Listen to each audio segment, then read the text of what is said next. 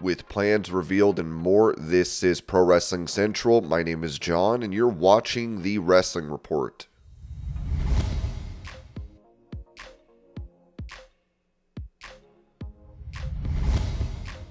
Giving praise to former WWE star Alberto Del Rio, JBL said this on Something to Wrestle. The last match they had with Del Rio and El Hijo del Vikingo was one of the best matches I've seen this year. This decade, it was absolutely fantastic. They do tons of run-ins, a lot of stuff doesn't make any sense necessarily to American wrestling fans. That all made sense. The last match they had with Del Rio, he goes by Patron now, was just outstanding. I think that Alberto Patron is the best wrestler in the world today. Not in Mexico, not heel. Best wrestler in the world today. Never seen anybody better. He's a ring general like you wouldn't believe, and he is absolutely on top of his game. You've got to see him wrestle. He's that freaking good right now.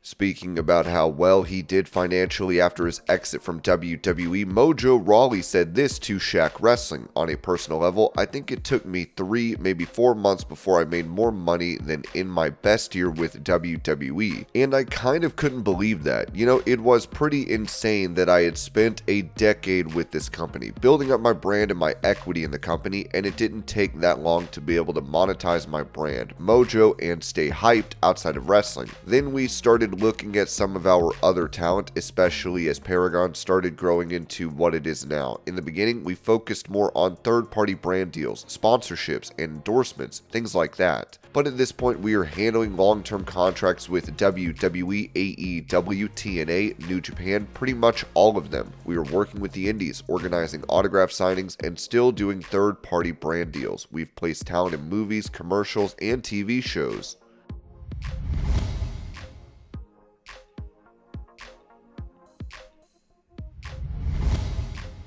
Going over a health update for an AEW star, Ringside News noted that AEW fans were stunned when Switchblade Jay White was suddenly yanked from the Owen Hart Foundation tournament, with the company claiming an attack by the Death Riders was to blame. But now the real reason behind his absence has surfaced, and it's not just storyline. According to Wrestling Observer Radio, the former Bullet Club Gold leader is dealing with a legitimate injury that will require surgery. Dave Meltzer dropped the key detail during the show. So what did you hear? I heard Jay White broken hand and surgery. Brian Alvarez added that while the injury is real, it might not sideline White for too long. I heard Jay White was injured, but I guess surgery. I just heard it was not expected he was going to be out a really long time, whatever that means, but he's out. It's a legitimate injury. The injury explains why AEW opted to create a storyline attack from the Death Riders on the April 2nd, 2025 episode of Dynamite, using it to write White out of the tournament without revealing the actual medical issue on air. Jay White was considered one of the front runners in this year's tournament, sharing top billing with stars like Will Ospreay and Hangman Adam Page. His absence is already causing major shifts behind the scenes, with AEW needing to rework creative plans to account for the sudden vacancy.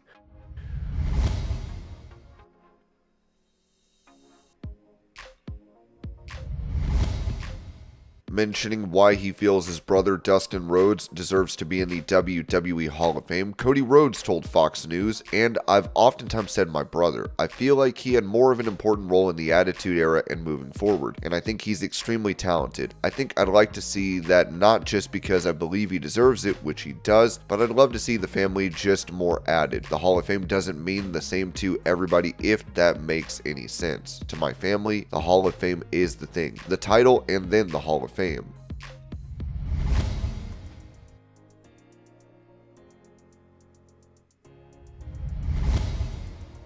According to PW Insider, Miro, also known as Rusev, has signed a contract with WWE following his departure from AEW. With fans looking forward to his return, Aiden English explained why Vince McMahon did not like the Rusev Day gimmick despite its popularity, telling 10 Count Media, "The real issue, in my opinion, was Vince McMahon's perspective. Once he sees you a certain way, it's very hard to change his mind. He liked Rusev as the Bulgarian Brute, a big, tough foreign heel who doesn't talk much. I think that's where the disconnect disconnect happened. They gave us opportunities, but they never fully pulled the trigger. I remember so many matches where Rusev would wrestle like a babyface, making comebacks, and then we'd get backstage and be told, you're not a babyface, you're a heel. They kept pushing that, even when the crowd clearly wanted to cheer for him. We probably shouldn't have kept pushing back against it, but Vince just never saw him as a good guy. It confused even the other wrestlers. The New Day and the Usos worked with us a lot, but they didn't understand it either. They'd ask, why don't they just turn you guys? But Vince didn't see Rusev as a babyface, and they just ran Rusev Day into the ground instead of adjusting. Rusev talked about selling out all of his merchandise at a live event. He was so excited and told Triple H and Vince about it, but instead of acknowledging the demand, they said, well, we only had one box of your stuff, so of course it sold out. There was even a period where Rusev was selling more merch than AJ Styles. Maybe it was for 2 weeks, maybe a month, but his Rusev Day shirt was the #1 seller. When he told Vince about it, Vince just brushed it off, saying maybe we just didn't have that many shirts. The biggest issue was that Vince genuinely thought the Rusev Day chants were people mocking him. He saw it like Kurt Angle's "You Suck" chants. He thought fans were making fun of Rusev, not cheering for him. And that's the kind of thinking we were up against.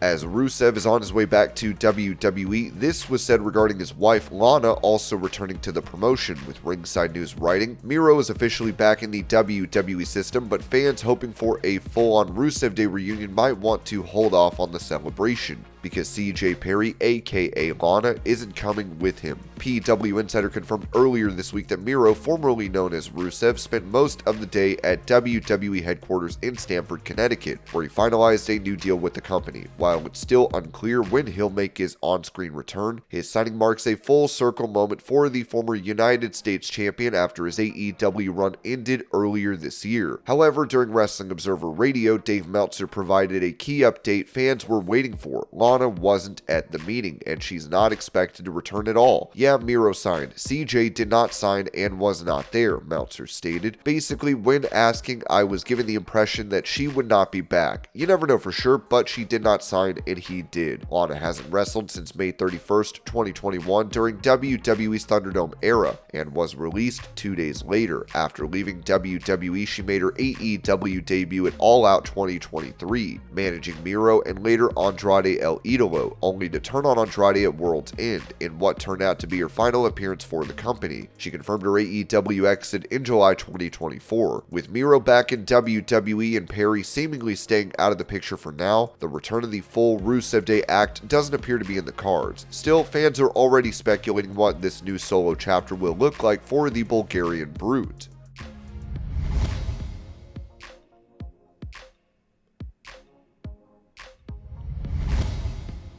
When it comes to the matches set for WrestleMania 41, WrestleVotes wrote this on X. According to sources, below is how the individual nights of WrestleMania are currently placed. Night 1, Punk vs. Reigns vs. Rollins, Gunther vs. Uso, Owens vs. Orton, Charlotte vs. Tiffany. Night 2, Cena vs. Rhodes, Belair vs. Ripley vs. Sky, Styles vs. Paul. While still 2 weeks out, it's possible plans and ideas can change, but this is the format Creative is working with.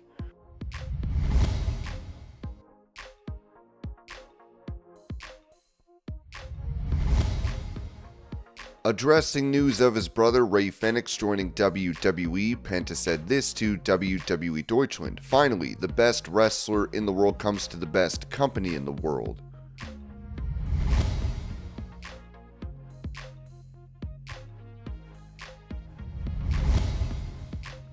Taking to X, TNA Wrestling revealed that their world champion might not be able to wrestle at the Rebellion event, writing Joe Hendry suffered a shoulder injury during the chaotic brawl moments ago. Updates will be provided as soon as they're available.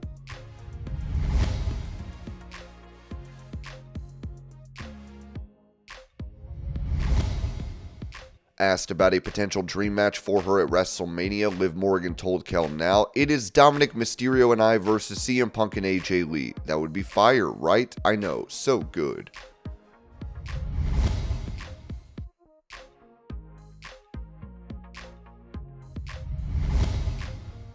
Talking about Triple H's entrance at WrestleMania 31, Liv Morgan said this during that same interview: "It was actually my first year in WWE, and being invited to WrestleMania while I was in NXT at that time, and I think it still is, was considered a privilege. So I was invited to go, and I was also supposed to be in Triple H's entrance. You know what I'm talking about? When he did that Terminator entrance against Sting, right? WrestleMania 31? Yeah, I actually got invited to be in the entrance, but we never got to rehearse, so it never happened."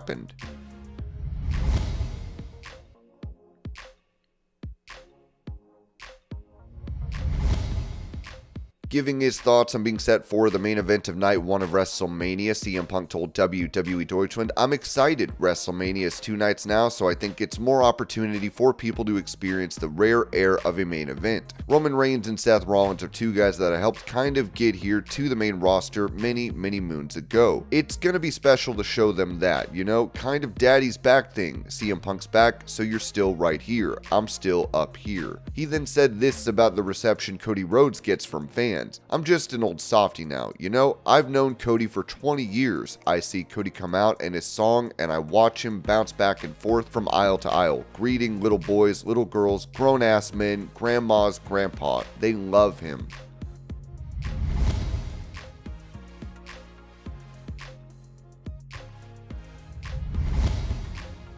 It appears an injury could take a match at WrestleMania off the table, as Ringside News noted that Kevin Owens was supposed to square off against Randy Orton at WrestleMania 41, and this match has been in the making for a long time. However, it appears that the match is now in jeopardy, as Owens is currently dealing with an undisclosed injury. According to a report by PWN, Kevin Owens is dealing with an undisclosed injury, and there is no set timeline for his return. With just 15 days until WrestleMania 41, his scheduled match against Randy Orton is now in jeopardy. WWE has reportedly discussed backup plans for Orton, but no final decision has been made yet. Owens last wrestled on March 1st at Elimination Chamber in an unsanctioned match against Sami Zayn. Kevin Owens and Sami Zayn had a very brutal match at the Elimination Chamber Premium Live event, due to which Sami Zayn has been away from WWE television, but Owens still made frequent appearances on WWE programming since then. With time running out, WWE must decide on Randy Orton's WrestleMania opponent. If Kevin Owens cannot recover in time, the company will need to find a replacement. Therefore, we will have to wait and see if Owens will be able to compete at the Showcase of the Immortals, as fans feel it would be a massive shame if he misses the event.